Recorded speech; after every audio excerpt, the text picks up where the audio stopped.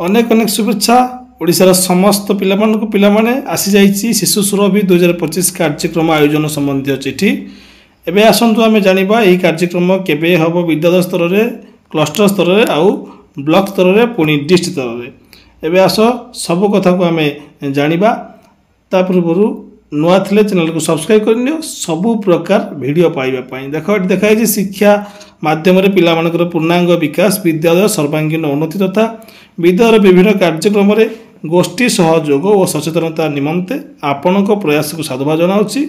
चलित वर्ष विद्यालय गणशिक्षा विभाग तरफ त्रिदिवसीय राज्य स्तरीय शिशु महोत्सव सुरभि 2025 कार्यक्रम ता 12/11/2025 ठारू 14/11/2025 पर्यंत capital high school unit 3 Bhubaneswar परिसर आयोजित हेबो। एटा शेष कथा कह जाए कि राज्य स्तरीय तबे यह कार्यक्रम समस्त विद्यालय क्लस्टर ब्लॉक जिला स्तर में गोटे दिन लेखाएं आयोजन करने स्थिर कर चलित वर्ष शिशु सुरभि 2025 मुख्य प्रसंग होउछि मो स्वप्नर ओडिशा 2036। तबे एटा होछि मुख्य प्रसंग जे स्वप्नर ओडिशा ओडिशा को विकास क्षेत्र में ये गोटे सुंदर टॉपिक दिया जाइछि। एबे आस आमे जानिबा यही कार्यक्रम विद्यालय स्तर में ता 17/9/2025 ठारू 19/9/2025 पर्यंत एवं क्लस्टर स्तर में 9/10/2025 ठारू 11/10/2025 पर्यंत ब्लॉक स्तर में 14/10/2025 ठारू 17/10/2025 पर्यंत एवं जिला स्तर में 22/10/2025 ठारू 30/10/2025 मध्य आयोजित हेबो। तो विभिन्न स्तर में सुरभि 2025 कार्यक्रम प्रतियोगिता को सुचारू रूपे परिचालना करने निमंते एक नियमावली आपण मानकर गोचरार्थे प्रेरण करागला। तदनुसार विद्यालय क्लस्टर ब्लॉक जिला स्तर में पिला मानक मध्य विभिन्न प्रतियोगिता करा जाए।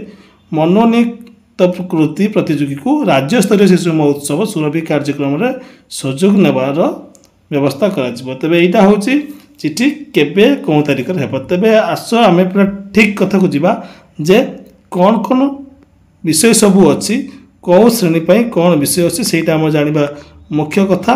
तेबे एबे आमे जानिबा जे कौन श्रेणी पाई कौन प्रतियोगिता अच्छी। देखो ये वितर्क अच्छी डिबेट ओडिया भाषा 5 मिनिट समय।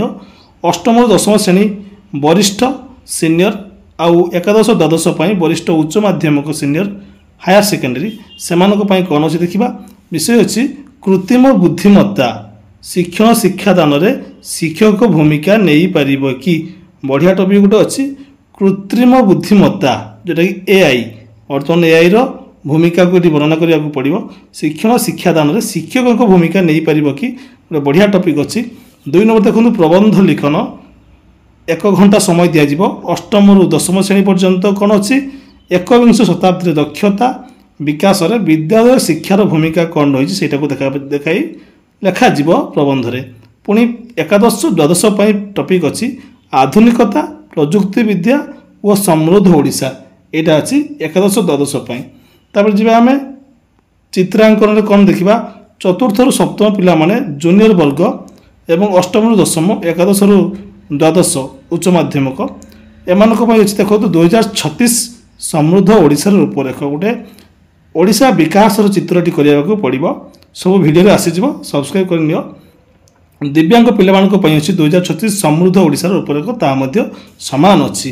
एबे क्विज देखा कौन थे सब आसो क्विज कनिष्ठ जूनियर पिलामानक कला संस्कृति विज्ञान गणित इतिहास भूगोल राजनीति पौष्टिक खाद्य ये सब विषय आसो। अष्टम दशम पिलामानक कला संस्कृति विज्ञान गणित इतिहास भूगोल राजनीति पौष्टिक खाद्य जोटा कि भारतर कथा सबू एठी आसीबो। एवं एकादश द्वादश पिलामानक विश्व कथा आसीबो कला संस्कृति गणित इतिहास भूगोल राजनीति विश्व राजनीति कथा पौष्टिक खाद्य विषय आसीबो। इला सेमानक गला क्विज तार क्रिएटिविटी राइटिंग अर्थात सृजनशील लिखन देखो। चतुर्थ रु सप्तम श्रेणी पिलामानक समृद्ध ओडिशा गठन में मोर भूमिका मु कौन करी मोर भूमिका कौन से लिखापी पड़ो। अष्टम आउ दशम श्रेणी पिलामानक देखूँ एवं एकादश द्वादश पिलामानक पॉइंटा अच्छी मो स्वप्नर ओडिशा प्रस्तुति प्रगति। मो स्वप्नर ओडिशा प्रस्तुति और प्रगति बहुत हेडिंगटा बहुत डीप अच्छी बढ़िया टॉपिक अच्छी लिखापी पड़ो। तापर 6 नंबर वक्तृता अच्छी देखो ओडिया भाषा चतुर्थ रु सप्तम पिलामानक ଉନ୍ନତ ଓଡ଼ିଶା ଗଠନରେ ଶିକ୍ଷା ଓ ସଂସ୍କୃତି ଶିକ୍ଷା ଏବଂ ସଂସ୍କୃତି ରହିବ। ଅଷ୍ଟମରୁ ଦଶମ ଶ୍ରେଣୀ ପିଲାମାନଙ୍କ ପାଇଁ ଏବଂ ଏକାଦଶ ଦ୍ୱାଦଶ ପାଇଁ ସମୃଦ୍ଧ ଓଡ଼ିଶା ଗଠନରେ ଧନ୍ଦାମୂଳକ ଓ ବୈଷୟିକ ଶିକ୍ଷା। ତାପରେ ଯିବା ସଙ୍ଗୀତକୁ ଯିବା। ସଙ୍ଗୀତରେ ଚତୁର୍ଥ ସପ୍ତମ ଶ୍ରେଣୀ ପିଲାମାନଙ୍କ ପାଇଁ ଅଷ୍ଟମ ଦଶମ ଏକାଦଶ ଦ୍ୱାଦଶ ପାଇଁ ଦେଶାତ୍ମକ ବୋଧ ସଙ୍ଗୀତ ଏବଂ ଦିବ୍ୟାଙ୍ଗ ପିଲାମାନଙ୍କ ପାଇଁ ମଧ୍ୟ ସେହି ଦେଶାତ୍ମକ ବୋଧକ ସଙ୍ଗୀତ ଅଛି। ହସ୍ତାକ୍ଷର ଓ ଶ୍ରୋତ ଲିଖନରେ ଦେଖିବା 150 ଶବ୍ଦ ମଧ୍ୟ ଲେଖିବାକୁ ପଡ଼ିବ। 30 ମିନିଟ୍ ସମୟ ରହିବ। ଚତୁର୍ଥରୁ ସପ୍ତମ ପିଲାମାନେ ପାଇଁ କନିଷ୍ଠ ଜୁନିୟର ଉକ୍ତ ଶ୍ରେଣୀ ପାଇଁ ବିଷୟ ଆଧାରରେ ଯୁକ୍ତାକ୍ଷର ଥାଇ ଅନୁଚ୍ଛେଦ ଜିଲ୍ଲା ବ୍ଲକ କ୍ଲଷ୍ଟର ବିଦ୍ୟାଳୟରେ ଡାକାଯାଇପାରିବ। ଯେଉଁଟାକି ଏଇଟା ହେଉଛି କ୍ଲଷ୍ଟର ବ୍ଲକ ଅନୁଯାୟୀ ସେମାନେ ନିଜେ କ'ଣଟା ସ୍ଥିର କରିବେ କ'ଣ ଡକାଯିବ। ତ ସାଂସ୍କୃତିକ କାର୍ଯ୍ୟକ୍ରମ ଦେଖନ୍ତୁ 8ରୁ 10 ମିନିଟ୍ ସମୟ।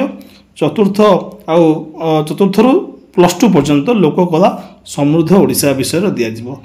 PM ପୋଷଣ ଚିତ୍ରକଳା ଦେଖନ୍ତୁ 10 ଘଣ୍ଟା ମାନେ ଘଣ୍ଟାଏ ସମୟ ଅଛି। PM ପୋଷଣ ଚିତ୍ରକଳା ମାଧ୍ୟମରେ ଘଣ୍ଟାଏ ସମୟ। ଏଠି ଚତୁର୍ଥରୁ ସପ୍ତମ ଏବଂ ଅଷ୍ଟମରୁ ଦଶମ ବିକଶିତ ଭାରତରେ ବିଦ୍ୟାଳୟର ମଧ୍ୟାହ୍ନ ଭୋଜନର ଭୂମିକା କିମ୍ବା ପୋଷଣ ସଚେତନତା ଶିକ୍ଷା ପରସ୍ପର ପରିପୂରକ କି ଏକଥା ଦିଆଯିବ ସେଠି ଚିତ୍ରକଳା ଦର୍ଶାଯିବ। ଶିଳ୍ପକଳାରେ କ'ଣ ଅଛି ଦେଖନ୍ତୁ। ଚତୁର୍ଥରୁ ସପ୍ତମ ବିକଶିତ ଭାରତରେ ବିଦ୍ୟାଳୟର ମଧ୍ୟାହ୍ନ ଭୋଜନ ଭୂମିକା କିମ୍ବା ସେ ପୋଷଣ ସଚେତନତା ଶିକ୍ଷା ପରସ୍ପର ପରିପୂରକ ଇଏ ବି ଅଷ୍ଟମ ଦଶମ ଚତୁର୍ଥ ସପ୍ତମ ପାଇଁ। ତାହେଲେ ମଡ଼େଲ ୟୁନାଇଟେଡ୍ ନେସନ୍ ପାଭିଲିୟନ ଅଷ୍ଟମରୁ +2 ପର୍ଯ୍ୟନ୍ତ ଦେଖନ୍ତୁ। ଏଠି ଏ ସମ୍ବନ୍ଧୀୟ ସବିଶେଷ ନିର୍ଦ୍ଦେଶାବଳୀ ପରବର୍ତ୍ତୀ ସମୟରେ ଓସେପା ଯୋଜନା ବିଭାଗରୁ ପ୍ରେରଣ କରାଯିବ। ତାପରେ ଏଠି ମଧ୍ୟ ସୁରଭି 2025 କାର୍ଯ୍ୟକ୍ରମ ପ୍ରାରମ୍ଭିକ ସ୍ତର ଛାତ୍ରଛାତ୍ରୀମାନଙ୍କ ନିମନ୍ତେ ପ୍ରତିଯୋଗିତା ଅଛି। ପ୍ରଥମ ଦ୍ୱିତୀୟ ଆଉ ତୃତୀୟ ଶ୍ରେଣୀ ପାଇଁ ଦେଖନ୍ତୁ ସେମାନଙ୍କର କ'ଣ ନା ସେମାନଙ୍କର ପ୍ରଥମ ଦ୍ୱିତୀୟ ତୃତୀୟ ଶ୍ରେଣୀ ଛାତ୍ରଛାତ୍ରୀମାନଙ୍କ ନିମନ୍ତେ ବିଦ୍ୟାଳୟ କ୍ଲଷ୍ଟର ସ୍ତରରେ ପ୍ରତିଯୋଗିତା କରାଯିବ। ଛାତ୍ରଛାତ୍ରୀମାନେ ଭାଷା ଗଣିତ ଚିତ୍ରାଙ୍କନ ପ୍ରତି ଆଗ୍ରହ ବଢ଼ାଇବା ପାଇଁ ପ୍ରତିଯୋଗିତାର ଉଦ୍ଦେଶ୍ୟ ରହିବ। ସେମାନେ କିନ୍ତୁ ଉପର ସ୍ତରକୁ ଯିବେ ନାହିଁ, କେବଳ ବିଦ୍ୟାଳୟ କ୍ଲଷ୍ଟର ସ୍ତରରେ। ତାଙ୍କର ଦେଖନ୍ତୁ କ'ଣ ତାଙ୍କର ମଧ୍ୟ ଚିତ୍ରାଙ୍କନ ଅଛି 45 ମିନିଟ୍ ସମୟ। ଶିକ୍ଷକ ଶିକ୍ଷୟିତ୍ରୀ ଶ୍ରେଣୀ ଅନୁସାରେ ଛାତ୍ରଛାତ୍ରୀମାନଙ୍କୁ ପିଲାମାନଙ୍କର ଶ୍ରେଣୀ ଅନୁଯାୟୀ ଏଠି ଚିତ୍ରାଙ୍କନ ଦିଆଯିବ। ଅମୃତଭଣ୍ଡା ବେଲୁନ ଫୁଲ ଗୋଡ଼ମାଠିଆ ପେନସିଲ ଇତ୍ୟାଦି। ପୁଣି ଗଳ୍ପ କଥନ ଅଛି। ସେମାନେ ଗଳ୍ପ କହିବେ 5 ମିନିଟ୍ ସମୟ ଦିଆଯିବ। ତାଙ୍କର ଶିକ୍ଷକ ଶିକ୍ଷୟିତ୍ରୀ ଏକାଠି ବସାଇବେ। ପ୍ରତ୍ୟେକ ପିଲାର ଅଂଶଗ୍ରହଣକୁ ନିଶ୍ଚିତ କରିବେ। ଶିକ୍ଷକ ଶିକ୍ଷୟିତ୍ରୀ ପ୍ରତିଯୋଗିତାରେ ଅଂଶଗ୍ରହଣ କରିଥିବା ପିଲାଙ୍କୁ ଷ୍ଟୋରି କାର୍ଡ଼ ଦେଖାଇ ତଥା ଚିତ୍ର ଦେଖାଯିବ। ସେମାନେ ଚିତ୍ର ଦେଖିକରି ଗପ କହିବେ। ଗଣିତ ଦୌଡ଼ ମଧ୍ୟ ସେମାନଙ୍କ ପାଇଁ 15 ମିନିଟ୍ ସମୟ ଅଛି। ଏଇଭଳି ଗଣିତ ସେମାନଙ୍କୁ ଦିଆଯିବ ଏବଂ ହୋଇପାରିବ। ତା'ର ଗଣିତ କୁଇଜ୍ ମଧ୍ୟ ସେମାନଙ୍କ ପାଇଁ 30 ମିନିଟ୍ର ସମୟ ଅଛି।